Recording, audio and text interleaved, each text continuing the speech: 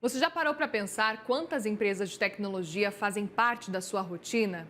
Nos eletrodomésticos, no celular, no carro que você usa para ir ao trabalho, é fácil perder a dimensão do peso que as grandes companhias digitais têm na nossa vida. E muitas delas, as principais, vêm de um único país, os Estados Unidos. Foi lá que nasceram as Sete Magníficas, as maiores empresas de tecnologia do mundo. Vamos ver tudo isso na reportagem especial de Fernando Nakagawa. Dinheiro, poder, influência, domínio econômico. Como empresas de tecnologia se desenvolvem e alcançam o mundo todo. Welcome to Google I/O. I'm Steve Jobs from Apple Computer. NVIDIA, once upon a time. Our company is now Meta. Basically the announcement of Tesla Energy. Day one. But let us start where it all starts. As Big Techs, também conhecidas como Sete Magníficas, nasceram e cresceram em um único berço, os Estados Unidos. No pós-guerra, a supremacia da economia norte-americana foi baseada especialmente no desenvolvimento industrial. Mas quando esse setor se consolidou, o país começou a migrar para os serviços e para a tecnologia. E o mundo digital que conhecemos hoje, da estrutura da internet, a inteligência artificial, passando pelo streaming, redes sociais e compras online, tudo veio de lá. Se a gente pegar historicamente, principalmente algumas regiões dos Estados Unidos, Vale do Silício, obviamente, ela acabava juntando alguns fatores. Técnico, ou seja, eu tinha muita universidade, tenho ainda, que forma muita gente boa do mundo inteiro. Capital, tem uma quantidade de empresas, venture capitals, investidores que estão buscando oportunidades de fazer um investimento. E aí acaba tendo essa cultura de realmente empreender, inovar, que começou, não é de hoje, é algo que a gente está pegando aí no final dos anos 60, talvez aí teve um ápice na época dos anos 2000, mas no final dos anos 60 você já via todo esse movimento. E toda essa tecnologia, essa revolução digital em que estamos submersos, tem uma raiz conhecida, a educação. Para inovar, é preciso ser a vanguarda do conhecimento. E nisso, os Estados Unidos dominam, pelo menos por enquanto. Uma vez que nos Estados Unidos a gente tem uma quantidade de pessoas no que o pessoal chama de STEAM, que são carreiras em ciências e engenharias muito maior do que no Brasil, a gente tem menos talentos que vão empreender e vão criar, por exemplo, empresas de tecnologia. Então, estruturalmente, isso nos leva a ter um número menor de oportunidades. Um importante fator para o crescimento dessas empresas grandes de tecnologia, essa mão de obra muito qualificada, esse desenvolvimento de novas tecnologias completamente disruptivas, principalmente nas universidades americanas, que sempre tiveram uma relação muito grande com o capital de risco, né? Esse capital de risco acostumado nos Estados Unidos a investir mais em inovação. O conhecimento é essencial, mas apenas isso não basta. Para inovar é preciso arriscar.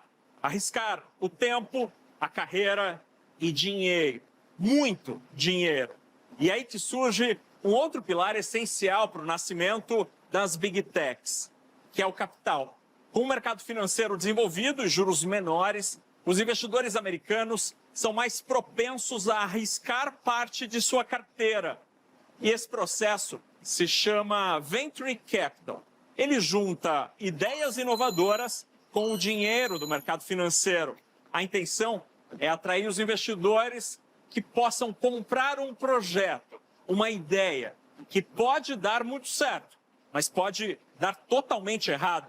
É colocar uma parte do seu dinheiro em risco, para, quem sabe, ter um lucro de milhões ou até de bilhões. Desde 1946, os Estados Unidos vem constituindo um venture capital. E hoje é um dos mais pujantes, ainda em volume. Está muito à frente, inclusive, daqueles que avançaram, como a União Europeia. A União Europeia vem avançando em venture capital, mas está muito, muito distante dos Estados Unidos em uma perspectiva de montante.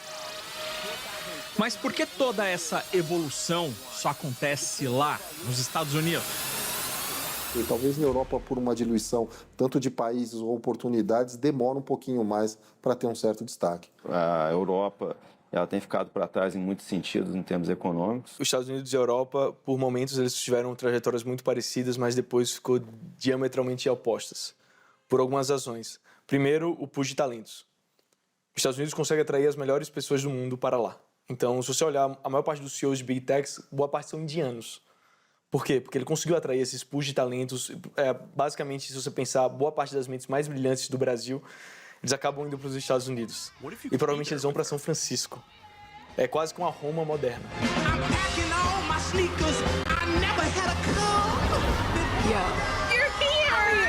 Mas não é só de Estados Unidos e Europa que estamos falando.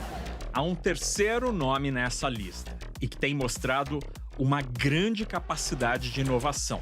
É só olhar para as mãos de muita gente, dentro das casas ou para as ruas. A China tem sido muito mais agressiva nos investimentos e no avanço tecnológico. A Tesla foi destronada da liderança dos carros elétricos. Os celulares chineses estão ganhando cada vez mais o mundo. E o planeta ficou surpreso com a inteligência artificial chinesa, que é mais barata e tão eficiente quanto aquela desenvolvida nos Estados Unidos.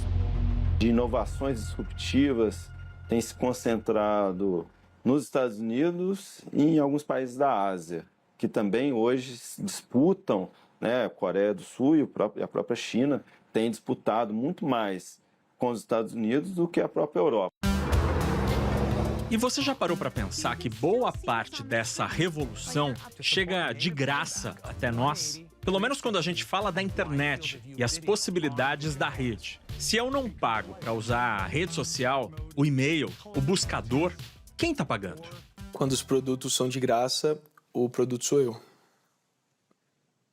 Pois, hoje em dia, cada minuto do nosso dia está sendo vendido no mercado. E qual é esse valor?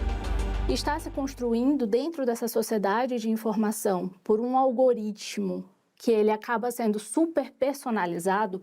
Você acaba tendo acesso àquelas informações que melhor espelham as suas preferências. Então, faz com que você tenha um processo de minar o debate, minar o discurso público e gera um problema que a gente pode denominar, né, de infocracia, segundo as palavras do Byung-Chul Han.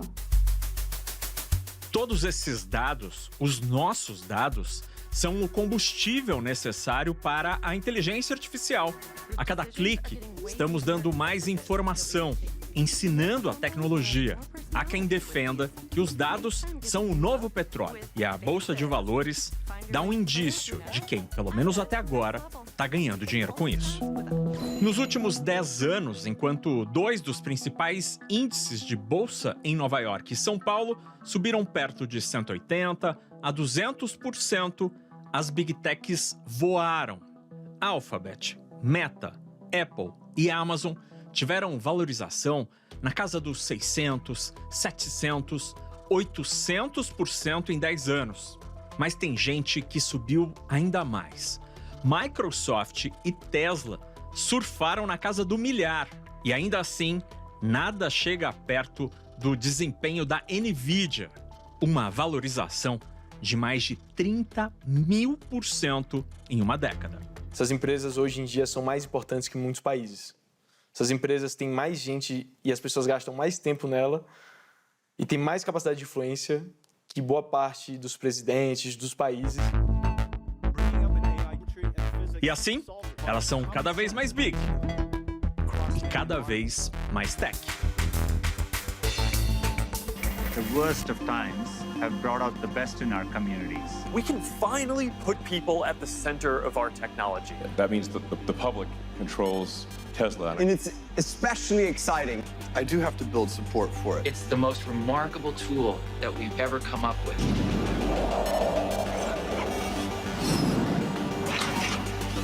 What do you think?